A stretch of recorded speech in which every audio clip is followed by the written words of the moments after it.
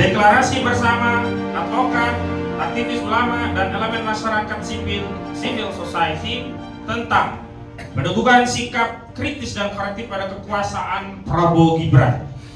Statement Capres terpilih Prabowo Subianto yang menyebut Indonesia tidak bisa dibendung kecuali Indonesia tidak bisa atau tidak mau kerjasama, dan ungkapannya yang tidak mau diajak kerjasama jangan mengganggu, menimbulkan spekulasi negatif di mata publik. Apalagi sebelumnya Menko Maritim dan Investasi Saudara Luhut Binsar Panjaitan juga mewanti-wanti Prabowo jangan bawa orang toksik di pemerintahan. Ungkapan jangan ganggu dan jangan bawa orang toksik ke pemerintahan adalah dua diksi yang bisa berkonotasi negatif. Apalagi Prabowo Subianto memiliki latar sejarah dugaan terlibat pelanggaran HAM berat, dikhawatirkan dapat membawa karakter diktator dan represif dalam mengelola pemerintahannya. Berkenaan dengan hal itu, kami advokat, aktivis, ulama, dan segenap elemen masyarakat sipil menyampaikan sikap sebagai berikut. Pertama, dalam mengelola pemerintahan, kedudukan berkoalisi maupun beroposisi adalah pilihan politik yang sejalan dengan konstitusi. Parpol memiliki kewenangan otoritatif untuk bergabung di pemerintahan atau tetap menjalankan fungsi checks and balance di parlemen sebagai parpol oposisi.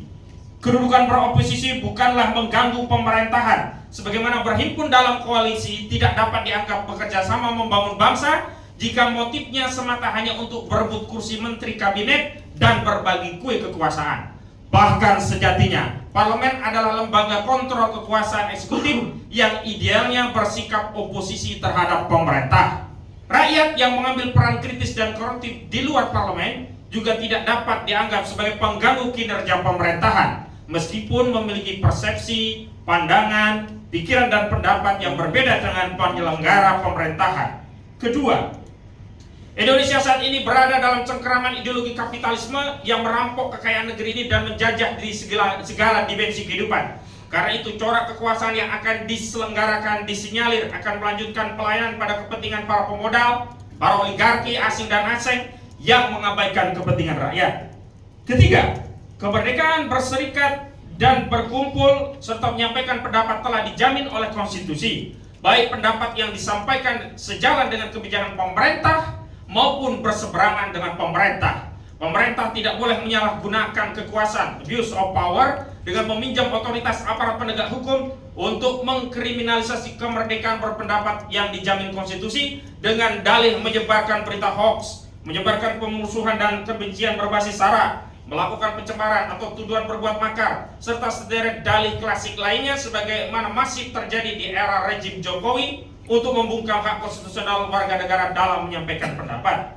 Keempat, kami menegaskan bukan bagian dari partai politik yang mengambil peran oposisi di parlemen. Namun demikian, kami meneguhkan sikap kritis dan korektif pada pemerintahan melalui hak konstitusional kemerdekaan menyampaikan pendapat di hadapan publik melalui berbagai sarana dan prasarana yang tersedia, baik secara lisan maupun tulisan. Sikap kritis dan korektif yang kami ambil adalah bagian dari upaya kami untuk terlibat dalam partisipasi bernegara agar tujuan pemerintah tetap berada di jalur konstitusi. Demikian pernyataan bersama disampaikan, Jakarta, 18 Mei 2024. Takbir! Takbir! Takbir! Assalamualaikum warahmatullahi wabarakatuh.